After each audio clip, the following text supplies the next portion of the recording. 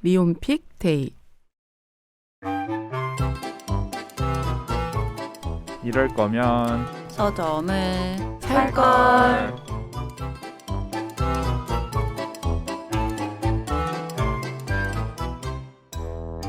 안녕하세요. 이럴 거면 서점을 살걸. 리온픽데이 40회 시작합니다. 우! 저는 이선아입니다. 안녕하세요. 김리온입니다. 안녕하세요. 임광현입니다. 안녕하세요. 배태욱입니다. 저희와 네 번째인가요? 네 번째 리온픽데이 네. 벌써 40회예요? 네. 이제까지 리온픽데이에 저희가 소개했던 책들 좀 기억나시나요? 한두 권이라도? 멍. 가장 최근에는 안녕 커뮤니티가 있었고 그 전에는 네네, 진정한 우정, 서울 구경, 나의 입생로랑에게 다 생각나네요. 네, 다정한 것이 살아남는다라는 과학책도 왜 있었고 웃죠? 국장 디렉터. 우리가 사는 방식 수잔 선택을 회상하며 이런 책도 있었습니다. 저희가 리온픽데이 본격적으로 시작하기 전에 홍보할 게 있어요. 뭐죠? 이서사를 함께 만들고 있는 국자영 디렉터가 네. 새로운 팟캐스트를 런칭했답니다. 우와.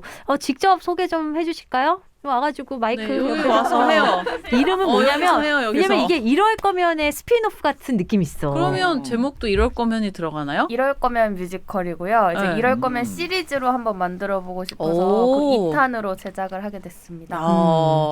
오리지널 좋네. 콘텐츠, 좋네. SBS 오리지널 아니, 콘텐츠. 그리고 국장 디렉터가 뮤지컬 되게 좋아하잖아요. 제 꿈을 이뤘죠. 그러니까. 오. 그래서 누가 진행하는 겁니까? 이 제작사 랑의 대표 안영수 대표님이랑 더 뮤지컬이라고 뮤지컬의 유일한 전문 잡지가 있거든요. 거기에 편집장님이 함께 하고 계세요.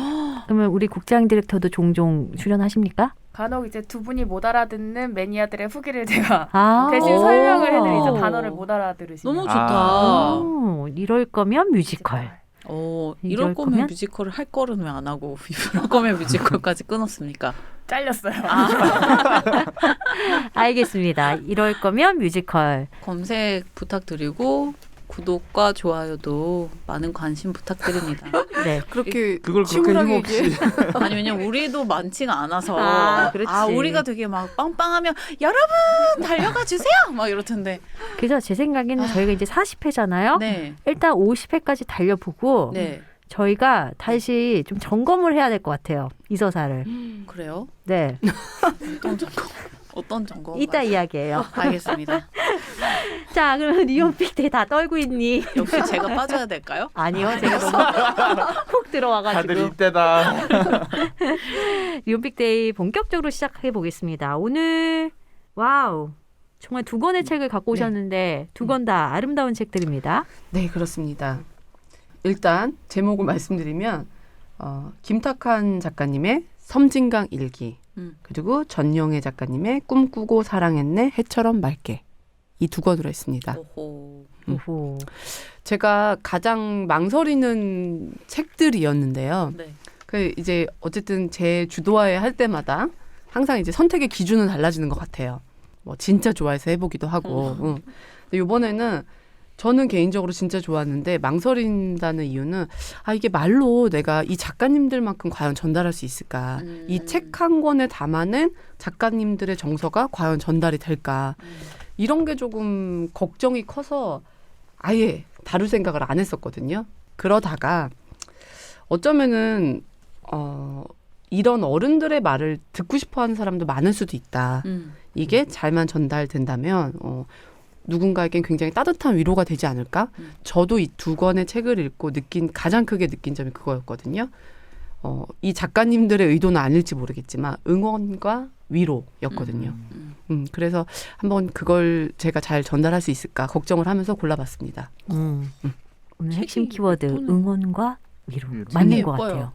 같아요. 꿈꾸고 사랑했네 해처럼 맑게. 그 섬진강 일기도 책이 참 예뻐요. 섬진강 일기 예쁘네요. 네. 두껍고 표지가 조금 비슷한 느낌이 있어요, 두 개가. 김탁한의 섬진강 일기는 저희가 지지난번인가요? 네. 한 번 언급하긴 언급했죠. 했죠. 그리고 전영애님의 이것도 이 책도 한 두세 번 네. 이야기를 했던 것 네. 같아요. 일단 그러면 김탁한의 섬진강 일기부터 살펴볼까요? 김탁한 선생님은 일단 정말 많은 장편 소설을 쓰신 작가님이세요. 불멸의 이순신으로 우뚝 서셨죠. 그리고 그 이후에는 역사 추리 소설 백타파 시리즈를 계속 꾸준히 쓰셨고 이걸로 정말 많은 두터운 독자층을 예, 모으셨어요. 그 이후에도 나 황진이, 리심 이런 책들을 쓰셨고 또 거짓말이다, 살아야겠다, 아름다운 그이는 사람이어라 같은 사회파 소설도 많이 쓰셨고 중간중간에 정말 많은 에세이도 출간을 하셨죠. 네. 그래서 이번 에세이집은 지난번에 저희가 설명드렸다시피 1년 동안에 쓰신 일기를 모은 책입니다. 작년 초에 서울에서 곡성으로 집필실을 옮기셨고요. 지금은 초보 농사꾼, 초보 마을 소설가, 초보 책방지기로 지내고 계세요. 이 책 들어가는 말에 이런 글을 쓰셨더라고요. 삶이 바뀌지 않고는 글도 바뀌지 않는다. 익숙한 글감을 쓰면서 늙어가지 말고 내가 좋아하며 알고 싶은 세계로 삶을 옮긴 것이다. 그렇죠. 되게 많은 걸 내포하고 있는 문장인 것 같아요. 그러니까 그 뭔가 장소가 바뀌지 않으면 자신의 삶이 바뀌지 않으면은 고여 있는 수가 있잖아요. 그래서 그걸 의지를 갖고 집필실을 옮기신 거예요. 그것도 전라남도 곡성으로.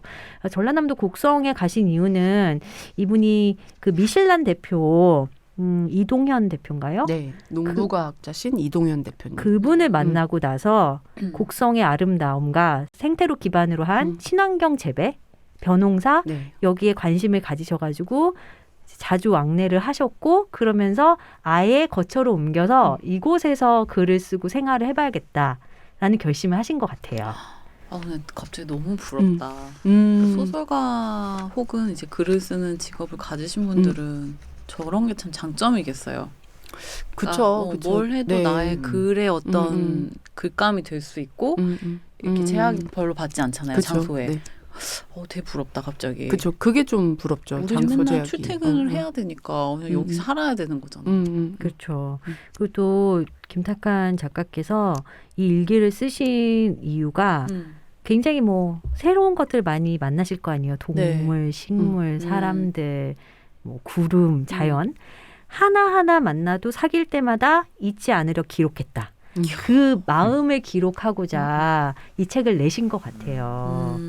기록하는 마음에는 또 아름다움을 지키려는 마음도 담겨 있고 굉장히 세심하고 친절하고 또 깊고 넓은 에세이인 것 같아요. 맞아요. 그게 정말 딱 그 하나로 정리되는 말 같아요. 그러니까 제가 이 책을 딱 다 덮었을 때는 너무 감동적이었어요.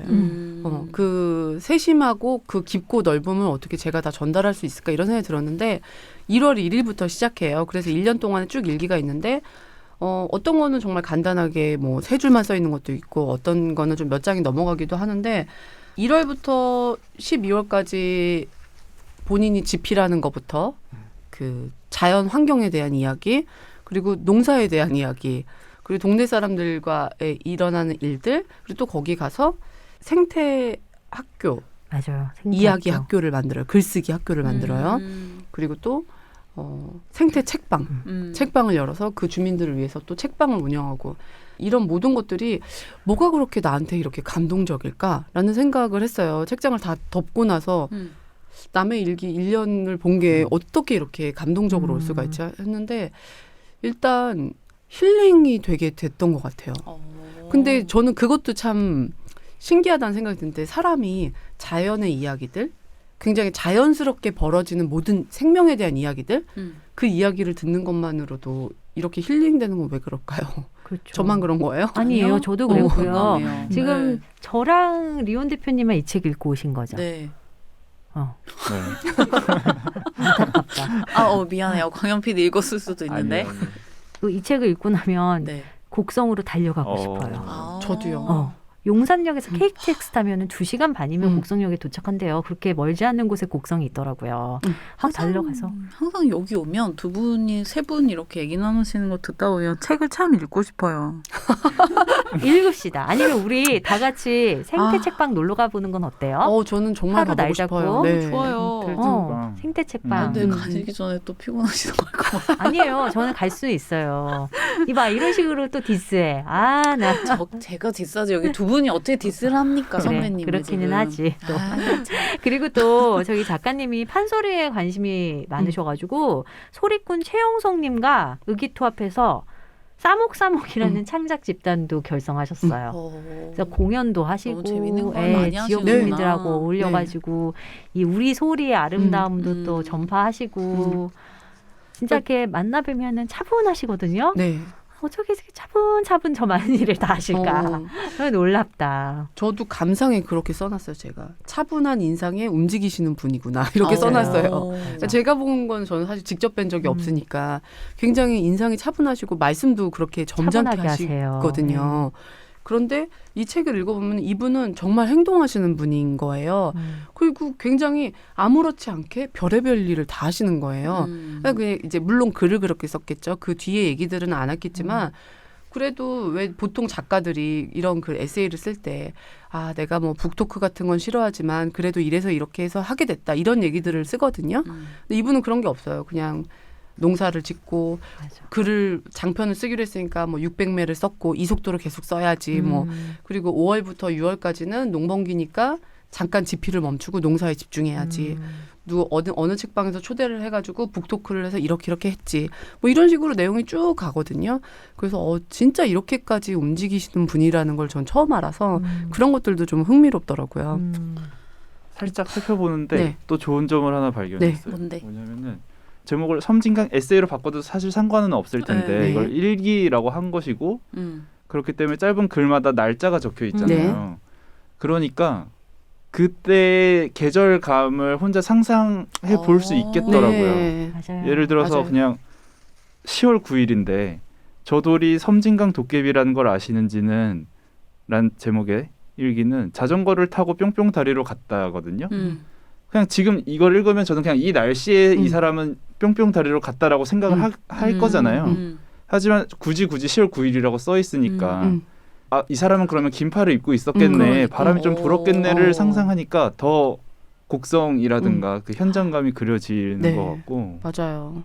그러니까 읽으면서 그 정말 그 일기이기 때문에 그 시간을 내가 같이 따라가면서 읽을 수 있다는 거 그게 굉장히 또 그 힐링 코드 중에 하나인데 그 자연이 상상이 되잖아요. 네. 그게 되게 좋은 것 같아요. 이분도 자세하게 말씀을 하세요. 구름부터 별부터 노을 뭐 지금 뱀이 어떤지 자기가 키우는 강아지가 어떤지 맞아. 뭐 그런 것들이 되게 세세하게 나와서 아 우리가 사실 이런 곳에 살고 있구나를 다시 한번 생각하게 되는 그런 게 되게 저는 아 너무 좋았어요. 너무 좋아서 맞아요. 꼭 읽어보라고 하고 싶은 그런 책이었거든요. 네. 근데 여기서 그 작가님께서 말씀하시는 것 중에 뭐 그런 얘기가 있어요. 누군가와 대화였나 들은 거였나?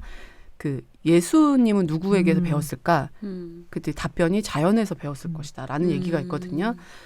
근데 이 책을 읽으면은 그냥 그 내용이 다 설명이 되는 것 같아요. 우리가 이렇게 보는 자연 환경들, 뭐 산, 하늘, 풍경 이런 것들이 이 작가님 표현 그대로 작은 것, 약한 것에도 모두 다 이야기가 있다. 이런 게 되게 느껴지는 책이거든요. 맞아요. 그 11월 3일에 쓰신 일기가 이 책의 핵심인 것 같아요. 제목은 제철 마음. 11월에 메타세콰이어가 내게 묻는 듯하다. 마음의 빛깔이 달라졌냐고. 제철 채소, 제철 과일처럼 제철 마음을 먹을 것. 제철 마음을 먹는다는 게 도시에 사는 우리한테는 솔직히 그렇게 실감나는 이야기는 아니잖아요. 그렇죠. 근데 지금 방금 류원 대표님이 하신 말씀과 이 문구를 연결해서 보면은 너무 그 상상만으로도 마음이 풍요로워지는 것 같아요. 그쵸. 그리고 내가 놓치고 사는 것들을 떠올리게 되고. 네.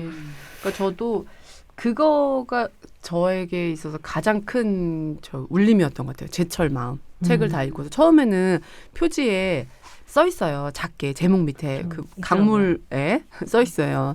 운율을 맞추기 위한 어떤 그런 표현일까 해서 처음에는 와닿지 않았었거든요. 맞아요. 근데 한 권을 다 읽고 나서는 어떻게 이런 제철 마음이란 말씀을 하셨을까 이랬고 저도 제가 잊고 지냈던 제철 마음에 대해서 생각하게 되는 거예요. 근데 정말 도시에서는 많이 잊고 지내잖아요. 제가 요새 그 서재를 조금 외곽으로 이사를 했다고 했잖아요. 거기서 제가 소중하게 생각하고 있는 아카시아 나무가 지금은 꽃이 다 졌죠. 꽃이 다 졌는데 이 김탁한 작가님이 그 내용에 비가 막 쏟아질 때 꽃들이 질까 걱정되는 그 굉장히 짧은 맞아. 그 일기 중에 한 그 구절인데 저도 똑같은 마음을 먹었거든요. 아, 그 좋은 아카시아 향들이 다 사라지겠구나 이제는. 근데 그런 것들이 의식을 못 하는 거예요. 내가 먹고 있는 얼마 안 되는 그 제철 마음도 맞아. 저는 확인하지 못하고 지나가고 있다는 생각이 들어서 막 생각해봤어요. 내가 먹고 있는 제철 마음이 무엇이 있을까? 확실히 도심에선 별로 없는 것 같아요. 6월에 우리의 제철 마음은 무엇일까? 작가님의 6월의 마음을 따라가 보니 되게 바쁜 6월이더라고요. 그렇죠. 그리고 또 그 달마다 인디언 달력처럼 그 달의 이름을 지어주셨어요. 6월은 뽑을수록 허리가 아픈 달. 농사하느라고 너무 힘드신 거예요. 이렇게 손 모내기 하고 또 농약을 쓰지 않는 친환경 재배를 하기 때문에 논에는 또 풍년새우가 발견이 된다는 거예요. 풍년새우. 난 한 번도 본 적이 없는 저도요. 거지. 그러니까 자꾸 궁금하고 상상하게 만들고 내가 진짜 이런 거 한번 경험해보고 싶다, 보고 싶다 이러면 맞아요. 계속 드는 거죠. 그리고 또 해바라기로 옮겨 심은 이야기도 나오고. 아름다운 책이네요. 듣기만 해도. 그냥 슬슬 읽어보셔도 금방 읽을 정도의 책인데 꼭 읽어보시라고 얘기를 하고 싶은 거는 이거는 말로 들어서는 이 감동이 오지 않을 것 같은 거예요. 직접 읽어야 자기 마음속에 이제 좀 어떤 바람이 불지 않을까? 그런 책이어서 왜요? 아니, 읽으래서요? 아니요. 그게 아니고 되게 부러워서요. 되게 저렇게 뭔가 삶을 되게 풍성하게 경험하고 사시는데 그냥 어느 누군가한테는 그냥 하루하루 일상인데 저게 또 저렇게 글이 돼서 저렇게 또 기록을 남기시고 그냥 그런 게 좀 그게 얼마나 부지런히 열심히 사시니까 일찍 굉장히 일어나서 농사도 지으시고 글도 쓰시고 대단하시죠. 저도 사실 귀농까지는 아니지만 저런 자연환경 되게 누리면서 살고 싶다는 욕심이 있거든요.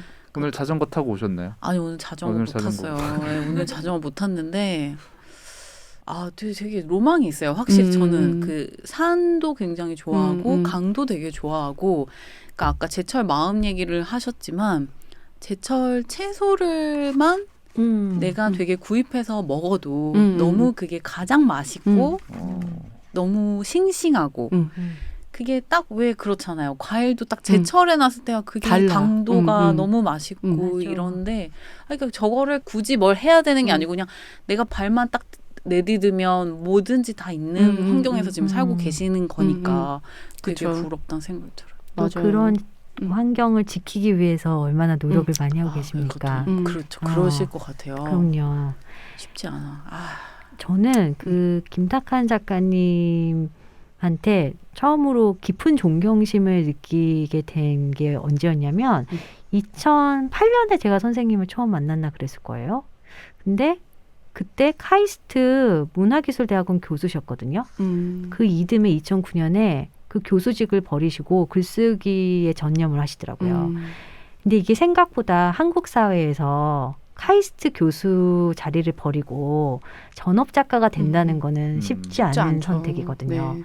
근데 그 이후로도 김탁한 작가님은 그런 범인이 보기에는 경이롭다 할 정도의 대단한 선택들을 내리시고 그거를 또 너무 잘 이어나가시는 삶을 보여주셨어요. 그럼요. 그러니까 작가로서도 엄청난 업적이 있지만 그냥 한 사람으로서 그러니까 제가 바라보기에 진짜 되게 진실하구나. 스스로한테 진실하다는 게 되게 어렵다는 건 저희 이제 아는 나이가 그쵸. 됐잖아요. 근데 그렇게 사는 모습이 너무 아름답고 선생님이 이번에 이런 책까지 내셔가지고 저도 되게 깊은 감동을 받았어요. 그러니까 지인으로서 또 깊은 존경심도 느꼈고.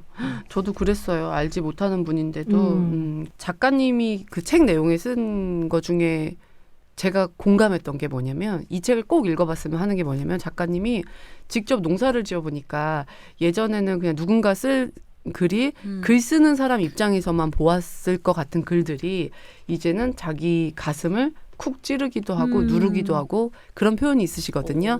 근데 저는 이 책이야말로 본인이 읽어야지 가슴을 건드리는 부분이 있을 거라 생각되는 게 있어서 읽을 게 너무 많은 거 같아. 난 너무 속상해. 그래서 이게 그냥 꼭 읽으라는 소리가 뭐냐면 필독서다 이런 의미가 아니라 그런 힐링이 무엇일까 궁금할 때 뭔가 좀 지칠 때 아니면 좀 그리고 선생님은 전혀 이 작가님은 전혀 뭔가 새로운 일을 시작해봐라. 내가 곡성 그런 얘기가 한마디도 없어요. 없어요. 근데도 불구하고 다 덮고 났을 때 나를 응원해주는 기분이었어요. 저도 제가 고민하는 모든 그런 것들에 있어서 해볼 수 있지 않을까? 뭐 그런 생각이 들면서 그러니까 이제 그래서 제가 응원이나 어떤 그런 위로가 필요할 때 읽으면 어떨까? 이런 의미로 꼭 읽어보시라는 의미고 그냥 뭐 지내다가 지금은 그냥 안 읽고 지내다가 언젠가 그때 이런 책 읽으면 좋겠지 하는 날 읽으셔도 괜찮을 것 같아요. 제가 속상한 건 그거예요. 이렇게 뭐 얘기하다 보면 읽고 싶은 책들이 생긴다 그랬잖아요. 근데 항상 그 여유 시간이 날 때 이 책을 읽느냐 아니면 다른 걸 하느냐에서 밀리는구나. 저는 이 책을 읽는 게 밀려요. 그게 되게 좀 속상한 것 같아요. 그래서 자꾸 안 읽게 되는 것 같아요. 대신한 것들이 뭐 너무 위로가 속상해서. 됐겠지. 그게 조금 속상해요. 왜냐하면 분명히 이거에서 오는 기쁨이 있는 것 같거든요. 재미도 있고.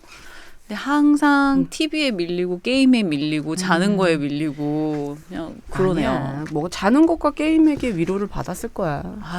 근데 참 되게 좋은 책인 것 같다는 생각이 들어요. 김탁한의 섬진강 일기가 50대 중반 작가가 전해주는 그런 삶의 지혜라면 또 다음 책 꿈꾸고 사랑했네 해처럼 맑게.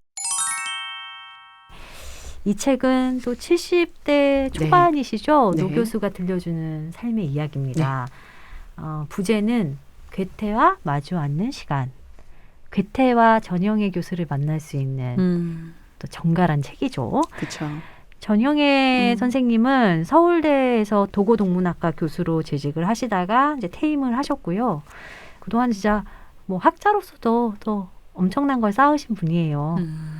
동문학 공부하신 다음에 독일에 가서 잠깐 한 3학기 정도 수학을 하셨더라고요. 그렇게 길지 않게 수학하셨는데 그야말로 공부를 너무너무 좋아하고 사랑하셔가지고 그 모든 삶의 난간을 헤쳐나가면서 계속 꾸준히 연구를 하셨고 전공은 독일 시예요. 그리고 괴테와 릴케, 카프카, 첼란 등 이런 되게 광범위한 독일 문학 작가들을 우리나라에 소개를 하셨고요.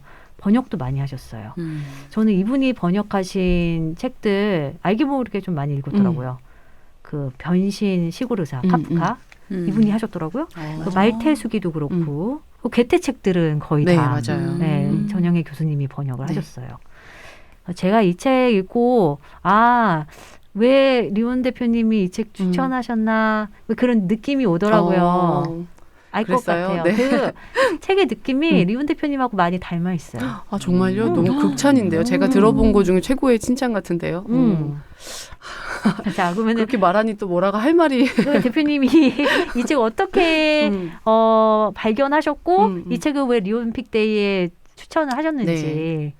일단 뭐 저는 괴테의 책을 아주 좋아해요. 괴테를 좀 아시는지. 저는 괴테 책 거의 이름만 알죠. 뭐 우리 그저 뭐 너무 유명하니까 작품 파우스트나 뭐. 근데 재미는 없었고. 정말요? 베르테르의 슬픔은 그래도 한 2차례 읽었었고. 근데 파우스트 읽으면서 그거 있었어요. 내가 다시 도전해보리. 너 나랑은 지금 안 맞는구나. 그리고 덮었죠. 근데 이 책을 읽으면서 괴테의 파우스트가 이렇게 심오하고 짙은 이야기가 있었단 말이야. 그 내막을 알고 다시 읽어봐야겠다. 이 정도의 마음은 들었습니다. 저도 읽은 것 같은데. 파우스트요? 기억이 안 나서 그렇지. 제가 그 왜 책이 기억나요. 제가 가지고 있던. 저는 고등학교 때 읽고 너무 좋아했거든요. 근데 저는 지금 제가 그때 뭘 좋아했는지를 모르겠어요. 그건 기억에 남지 않고 그냥 그 책을 읽고 너무 충격적이었어요. 그래서 괴테를 좋아하게 됐었는데 내가 과연 그 뜻이나 이해했을까? 저의 지금의 궁금증이거든요. 저도 그래서 숙제처럼 있어요. 한 번 더 봐야 되겠다. 내가 그때 좋아했던 게 생각이 날까? 뭐 이런 것 있는데 어쨌든 이분이 지금 그 작품의 차례 자체가 전부 괴테의 이야기, 괴테의 식구 이런 데서 따온 거예요. 그래서 예를 들면 인간은 지향이 있는 한 방황한다. 그대 선에 대하여 보답을 받았던가. 시간이 나의 재산, 내 경작지는 시간. 이런 식이에요. 차례 제목이. 그래서 본인은 괴테의 이야기를 통해서 좀 자기가 그 감동받았던 또 자기가 그 평생 연구하고 배우려고 했던 그런 이야기들을 좀 하고 싶었던 게 처음에 본인의 시작이었다고 하는데 이제 머릿말을 그렇게 쓰셨더라고요. 괴테를 빙자해서 너무 자기 얘기를 많이 한 게 아닌가라는 생각이 든다고. 근데 저는 괴테 말고 이 선생님도 그런 분이라는 생각이 들어서 그리고 김탁한 작가님도 마찬가지로 제가 너무 좋아하는 친구가 전영애 선생님을 굉장히 존경해요. 실제로 아는 사이인데 그래서 저는 이 책이 또 더 마찬가지로 아까 그 섬진강 일기와 마찬가지로 되게 감동적으로 읽혔는데 괴테는 제가 좋아한다면 떠오르는 것들 있죠. 인간이라면 이만큼 공부했을 수 있을까 하는 정도의 공부를 하신 분이에요. 그 이론은 업적이 굉장히 많고 뭐 정치가로도 활동하고 교수로도 활동을 하고 뭐 써놓은 책도 너무 많고 연구한 분야도 이렇게까지 연구를 할 수 있을까 사람이 그럴 정도로 아주 방대하게 정말 방대하게 하셨죠. 네, 그렇죠. 그 혼자 했을까 뭐 이런 의문이 들 정도의 그런 사람인데 그럼에도 불구하고 인간에 대한 사랑이 있는 사람이에요. 그게 굉장히 많이 읽히거든요. 근데 이 전영애 선생님도 그런 게 읽혀서 괴테의 말을 빌어서 본인을 많이 드러낸 것 같다고 하시지만 결국 본인이 그런 분이기 때문에 이런 감동을 준 게 아닐까라는 생각이 들고 저는 이 책이 제가 하기에 되게 망설였던 부분은 그거예요. 말로 전달하면 어쩌면 어른이 얘기하는 조언처럼 들으면 어떡하지? 이거였었는데 제가 말을 그렇게 전달할까 봐.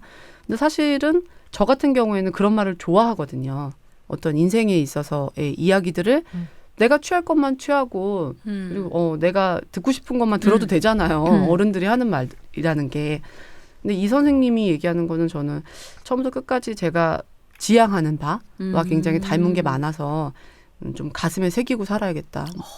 우리 여백서원 이야기를 해야 될 것 같아요. 전영애 선생님께서 현재 여백서원을 지어서 운영하고 계시는데요. 근데 이 다들 여백은 이렇게 참 그런 걸 운영을 많이 하시네요. 저는 그 여백비 할 때 여백인 줄 알았는데 그게 그 같을 여의 흰백자더라고요. 그러니까 백지와 다르죠. 같다. 백지와 같은 하얀색과 같은 뭐 이런 그런 느낌의 여백서원을 운영을 하고 계시는데 그것도 이제 시작은 하셨는데 주변 사람들이 다 이렇게 도와주는 거예요. 일종의 공동체의 느낌도 있고 거기는 기본적으로 괴테에 대한 사랑으로 가득 차 있는 공간이죠. 여백서원은 독일에 있나요? 아니에요. 우리나라 여주에 있어요. 여주. 네. 작은 집을 여주에 이제 마련을 하셨고 이제 막 찾아오는 사람이 많아지니까 이제 막 괴테 마을을 만들 계획하고 생각하고 계세요. 거기 안에 괴테 오솔길도 있고 자그마한 파우스트 극장도 있대요. 그리고 어린이를 위한 도서관도 있고 또 자그마한 또 갤러리도 있고. 대단하다. 근데 되게 재밌어요. 여백서원의 관광지화를 우려하여 부득이하게 여백서원의 자세한 연락처 및 주소를 공개하지 않기로 했대요. 그래서 페이스북을 찾아봤는데 한 달에 한 번 정도만 개방을 한다고 들었어요. 네. 그게 맞나요? 그것도 좀 리온 서재랑 비슷한 것 같은데 그 운영 방침이 계속 바뀌시더라고요. 네. 이분도 우연히 하게 된 거고 정말 그 괴테 덕후신 거고 어쩌다 보니 이렇게 이런 길에 들어서신 거고 그래서 이제 방문객도 받고 어떻게 해야지 하고서 주변의 도움을 받고 하다 보니까 그 이게 수익이 나고 뭐 이런 일은 아니니까 지금 당장 거기서 사시거든요. 네. 그래. 딱 어떻게 해야겠다. 이게 아직은 이제 완전히 잡힌 건 아니고 다만 이분도 다음 세대를 위해서 뭐를 해줄 수 있을까 이런 거에 대해서 고민하는 중인 것 같아요. 게다가 보니까 이분이 그 괴테가 오래 지냈던 바이마르 독일의 바이마르라는 곳에 자주 가시더라고요. 그러니까 이제 또 그럴 경우에는 또 개방을 못하고 저도 처음에 읽자마자 여백서원을 가고 싶어서 검색을 했었는데 그때도 독일에 계시다고. 똑같네요. 정말 그 섬진강 일기를 읽고 곡성을 가고 싶었던 것처럼 이것도 읽고 여백서원 너무 가고 싶었고 그 최재천 교수님의 통서본 얘기를 했지만 이 전영애 선생님의 그 여백서원 이것도 저의 리온 서재를 그 구상하는 데 있어서 많은 생각을 하게 했어요. 그래서 그랬구나. 네. 정말 저만을 위한 다들 대단하시다. 진짜. 네. 다들 대단하신 것 같아요. 진짜 뭔가 이렇게 세 분 다 약간 그런 꿈이 있으신가요? 나중에는 좀 이런 세워야지. 아니 뭐 서재라든지 내가 열어야지. 좋아하는 이런 게 네, 뭐 리온 대표님 이미 리온 서재를 네, 약간 반절은 이미 계시고. 가신 것 같고 근데 저도 사실은 이런 걸 열겠다는 꿈을 꿔본 적은 한 번도 없고 자연스럽게 네. 이분들도 왠지 자연스럽게 네, 저렇게 네. 되셨을 것 그런 것 같다는 같아요. 생각이 네. 들어요. 이게 사실은 꿈꿀 수 있을 정도로 주변에 여러 사례가 있었던 것도 아니기도 하고 그리고 독서라는 게 보통은 개인적으로 이루어지잖아요. 그러다 보니까 이걸로 뭘 해야지라는 생각이 별로 없었던 것 같아요. 그러다가 발을 디디고 보니 주변에 하는 사람들도 보이고 얘기도 듣고 보니 어떻게 해야 조금 더 남들을 위한 공간이 될 수 있을까라는 생각으로 온 거지 처음부터 그랬던 것 같진 않아요. 저도 뭐 지금 구체적으로 계획을 하고 있는 거는 1도 없어요. 아, 하시면 좋겠어요. 그래요? 난 놀러 가려고. 광현 PD는 혹시 그런 뭐 아니요, 공간이라든지 그런 욕심은 그런 목표는 없어요. 뭔가 아니야, 10년 뒤에 다시 얘기하자. 20년 뒤에 10년 뒤에 10년 다시. 뒤에. 왜냐면 10년 뒤엔 마음이 또 어떻게 되어 있을지 몰라. 모르죠. 그쵸. 근데 파우스트가요. 광현 PD는 혹시 읽어보신 적 있으세요? 아니요. 파우스트가 괴테가 60년에 걸쳐서 쓴 맞아요. 작품이라는 게 네. 10년에 걸쳤어요. 네. 네.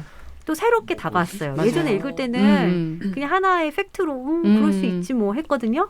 근데 전영애 교수님이 해설해 주시는 이 여러 가지 괴테에 대한 이야기와 식구들을 보니까 아 대단하신 분이네 이분. 그쵸, 그쵸. 이렇게 되는 거 있죠. 그렇죠. 그러면 혹시 파우스트도 안 읽고 꿈꾸고 사랑했네 또 안 읽은 사람은 파우스트를 혼자 먼저 읽어보고 이 책을 읽는 게 나을까요? 아니면 이 책을 먼저 읽고 감을 잡은 다음에 파우스트를 첫 도전하는 게 나을까요? 저는 후자 추천합니다. 이 책을 먼저 보셔야만 해요. 네. 이 책 먼저 보세요. 왜냐면 그 어떤 그 괴테를 알기 전에 이걸 봐라 이런 의미가 아니라 괴테는 다가가기 힘들 수도 있거든요. 그래서 그냥 시대적으로 우리랑 너무 멀고 또 멀고, 너무 큰 거대한 네. 인물이고 네. 그분이 쓴 책을 봐도 시집도 내시고 그렇게 뭐 젊은 베르테르의 슬픔 같은 그런 남녀의 이야기도 쓰시는데 또 파우스트 같은 그런 철학적으로 엄청난 책도 쓰시고 색채론 같은 책도 내세요. 그리고 편지를 네. 평생 2만여 통을 여통. 썼대요. 말이 누구한테요? 돼요? 그냥 주변의 주변 모든, 사람들한테 본인이 아는 모든 2만여 통. 글 쓰는 걸 좋아하나 보다 진짜.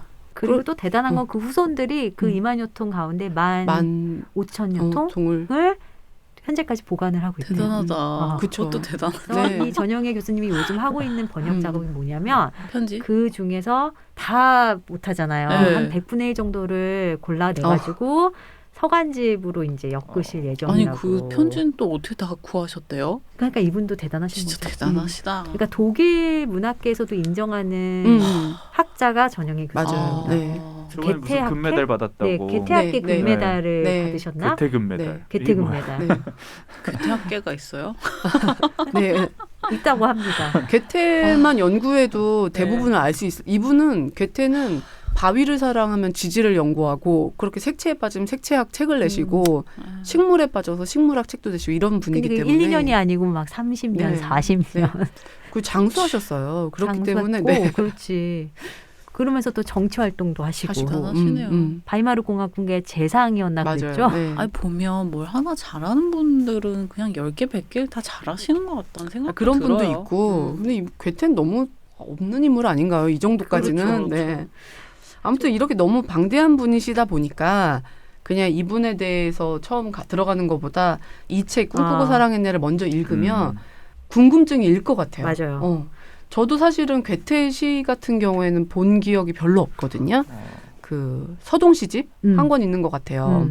그리고 뭐 자서전이나 뭐 이런 것들 봤는데 이 책을 보니까 시집도 다시 보고 싶을 정도로 그렇게 다시 궁금해지더라고요. 그래서 이 책을 보면 아무래도 그 괴테에 대한 박사님이신 거잖아요. 그분이 설명해주는 괴테에 대한 이야기를 듣고 나면은 진입이 훨씬 더 쉬워질 수 있을 것 같아요. 그리고 왜 파우스트에 나오는 악마 메피스토펠레스 잘 이해가 안 가잖아요. 근데 또 전영기 교수님이 이렇게 짚어주시는 흐름을 따라가다 보면은 아 이런 마음으로 이런 캐릭터를 만들었구나, 구축했구나.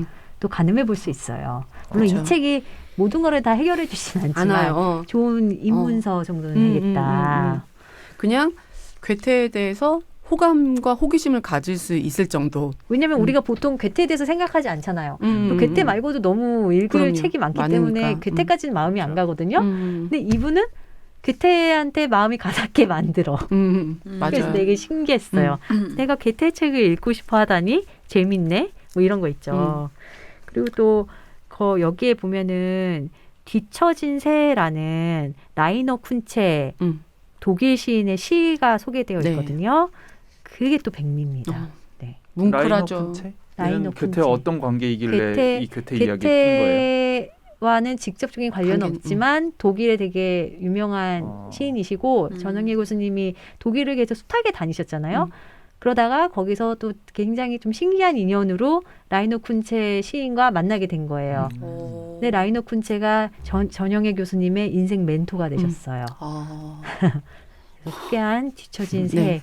새라는 시를 보시면 전영애 교수님이 세상을 바라보는 관점도 느낄 수 있고 라이너 쿤체 책도 나와 있어요. 시집도 나와 있으니까 한번 검색해보면 또 나오지 않을까 싶은데. 네. 참 오늘 소개해 주신 두 권의 책이 닮아 있습니다. 네, 여러 그렇죠. 가지로. 그래서 한 권씩은 제가 자신이 없지만 두 권을 묶어서 얘기하면은 어떤 이 비슷한 어른을 제가 생각하는 좋은 어른의 정서가 전달되지 않을까. 그래서 네, 그래서 골라봤고 저는 여기서 좋았던 거 아까 이제 태욱 PD가 잠깐 물어봤는데 굉장히 많아요, 사실. 뭐 예로 아까 읽어드렸던 것처럼 인간은 지향이 있는 한 방황한다. 이거 되게 모순된 말이지만 전 또 되게 위안이 됐어요. 어떤 지향점이 있어도 인간은 방황할 수밖에 없잖아요. 그렇죠. 그러니까 예를 들면 뭐를 해야겠어, 뭐를 돼야겠어 해도 그 과정에서 방황을 해야지만 그 길에 가는 거고 그거를 읽고서 지향점이 없어도 되는구나, 방황을 해도 되는구나. 굉장히 여러 가지 생각이 들어서 이런 것도 위안이 됐고. 갑자기 방황을 안 하는 사람한테는 되게 막 나 되게 잘못 살고 있구나. 지향점이 약간 또 없나 이런 나는? 느낌이 좀 살짝 들기도 하고 지금요. 그래도 되고. 그리고 저는 이제 제가 좋아하는 어른들의 그런 정서가 어떤 거냐면 이 괴테의 말이긴 하지만 올바른 목적에 이르는 길은 그 어느 구간에서도 바르다. 이게 되게 선생님이 아끼는 글이래요. 그러니까 우리 여기서 예를 든 거에서도 뭐로 가도 서울만 가도 된다. 이거와 되게 반대점에 있는 거죠. 저는 그게 좀 저한테는 되게 항상 새겨두고 싶은 말인데 최재천 교수님도 그런 말을 했어요. 눈치 보지 말고 살아라. 이 말을 자기는 틀린 것 같다고. 서로 눈치를 봐야 배려해 줄 수 있지 않겠느냐 했는데 전영애 선생님도 이런 말을 하면서 결국에는 우리가 어떻게든 자기 목적만을 달성하는 게 중요하지 않은 게 아니다. 제가 술을 마셨나요? 그러니까 어쨌든 그 목적만을 위해 달려가는 게 중요한 건 아니다. 이런 거를 이렇게 괴테의 말을 인용을 해서 해준 거죠. 그래서 저는 이게 제가 새겨두고 싶은 어른들에게 듣고 싶은 그런 말인 것 같아요. 저는 이런 말들을 좋아하는데 이거를 읽으면서 이 팟캐스트에 대해서 함께하는 우리 여러분들과 네. 청취자 생각이 났던 말은 네. 마무리쯤에 있는 건데 네. 이 전영애 선생님의 인생에 있어서는 책을 너무 중요하게 생각하시는 분이거든요. 인생에 항상 책이 같이 있었고 그래서 마지막 모습에도 자기는 읽고 쓰고 할 것 같다. 이런 얘기가 있는데 그 얘기 중에 쓰신 글이 이런 게 있어요. 책 같은 거 없어도 살 것 같은 세상이지만 자기에겐 책이 너무 중요하고 이 책을 함께 읽은 사람이 너무 중요하다는 거예요. 이 책을 함께 한 사람들, 함께 책을 읽었던 추억은 사람을 참 오래 묶어주는 것 같습니다. 그래서 저는 갑자기 그 문장에서 네. 여러분들과 이제 청취자 이제 들어주시고 댓글 남겨주시는 분들 생각이 나서 되게 뭉클했어요. 왜 이 시간이 즐거운가? 왜 이 댓글을 읽는 게 이렇게 좋은가? 라는 게 저도 뭔가 이렇게 같이 묶어준다? 저의 이 시간을 묶어주고 있다? 그 느낌을 받았던 것 같아요. 저는 이거 이어서 말씀드리자면 아까 전영애 선생님 말씀하신 거에서 이 서사를 답을 얻었습니다. 우리가 되게 최재천 교수님도 그렇지만 삽질을 하고 있는 것 같고 우리가 되게 이게 맞나 싶지만 어떻게 하다 보면 시간이 쌓이면 또 우리께 쌓이고 어느 길이 보이지 않을까요? 라는 생각도 들면서 그렇죠. 그러니까 목표가 있다면 우리가 지금 나름 해도, 방황을 하고 있지만 바른 길로 가는 게 맞다라는 생각이 들면서 또 희미하지만 답을 보이는 것 같아서 네. 그러니까 이게 네. 저는 이런 글들을 좋아하는 게 가르치려고 하거나 뭐 애써 우리한테 이래라라고 음. 말씀하시진 않지만 이분들이 쌓아온 성찰의 지혜가 전달이 될 때 그런 게 응원과 위로인 것 같아요. 책을 잘 골랐죠. 네, 너무 잘 엄청 읽었어요. 아니 왜냐면 오늘 두 권 다 진짜 뭐 아름다운 책이라는 생각이 음. 들고 책 표지도 참 마음에 들고요. 저는 이렇게 그래요. 영혼 없이. 영혼 없이? 어. 아니야 나 영혼 있어. 진짜. 네. 저희 그러면 오늘 리온픽데이에는 2권의 책 소개해 드렸어요. 다시 한번 어떤 책이었는지 리온 대표님이 그 김탁한 작가님의 섬진강 일기 그리고 전영애 작가님의 꿈꾸고 사랑했네 해처럼 맑게입니다. 지금 당장이 아니더라도 좀 응원이 필요하다. 아 어딘가에서 좀 조언을 듣고 싶다라고 하실 때 읽어보면은 스스로가 좀 길을 찾는 데 도움이 되지 않을까 하는 책들이에요. 두 권을 같이 읽으면 참 좋을 것 같아요. 그것도 네, 좋은 네. 생각인 것 같아요. 한 권뿐만 동시에 같이 읽으셔도 네, 네. 상관없을 것 같아요. 굉장히 다른 색깔이지만 결국엔 비슷한 감동을 주는 것 같아요. 저는 여름휴가 갈 때 네. 2권 갖고 가도 참 좋을 것 같거든요. 오, 음. 여름 휴가를 휴가랑 되게 가는- 어울리는 맞아요. 목가적인 휴가 그게 그런 가는데 있어요. 느낌의 짐도 표지. 많은데? 전자책? 전자책 어떨까? 짐도 많은 무거워요 책이 이거 커요 섬진강 이게 되게 두껍고. 전자책으로도 나와 아, 있습니다. 네네 네. 좋죠 전자책은. 알겠습니다. 이렇게 2권 소개했고요. 댓글 살펴보겠습니다. 문달님이 고독의 창조적 기쁨 후기 남겨주셨는데요. 광현 PD가 네. 읽어주시겠어요? 전 반대 의견인데 뭐가 반대 의견일까요? 그러니까요. 젊은 때 아, 살수 혼자 있을 것 산다는 같다. 거. 아. 혼자 사는 거에 대해서 저는 부정적인 의견을 갖고 계신가 봐요. 젊을 땐 혼자 살 수 있을 것 같았지만 나이가 들어갈수록 여기저기 몸이 조금씩 고장나고 갑자기 병원에 가야 할 일이 생기고 하니 옆에 누군가 있다는 게 심리적으로 큰 안정이 되더라고요. 요즘 재밌게 보는 드라마에서 뭘까요? 평소 말도 없고 일만 하던 아빠가 엄마가 돌아가시고 나서 바로 재혼한 상황이 너무 충격적이었지만 그런 부분에서 또 고개가 끄덕여지더라고요.